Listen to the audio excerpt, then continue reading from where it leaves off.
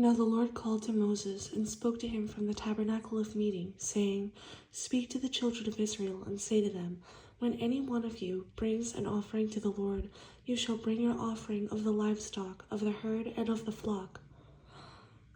If his offering is a burnt sacrifice of the herd, let him offer a male without blemish. He shall offer it of his own free will at the door of the tabernacle of meeting before the Lord. Then he shall put his hand on the head of the burnt offering, and it will be accepted on his behalf to make atonement for him.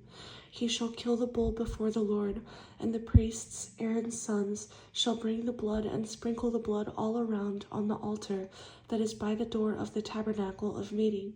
And he shall skin the burnt offering and cut it into its pieces.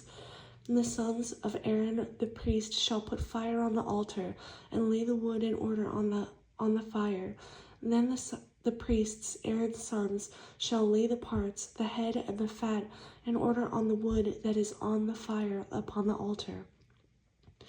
But he shall wash its entrails and its legs with water, and the priest shall burn all on the altar as a burnt sacrifice, an offering made by fire, a sweet aroma to the Lord.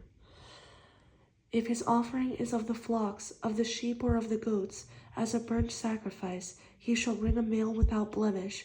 He shall kill it on the north side of the altar before the Lord, and the priests, Aaron's sons, shall sprinkle its blood all around on the altar. And he shall cut it into its pieces, with its head and its fat, and the priest shall lay them in order on the wood that is on the fire upon the altar. But he shall wash the entrails and the legs with water. Then the priest shall bring it all and burn it on the altar. It is a burnt sacrifice, an offering made by fire, a sweet aroma to the Lord.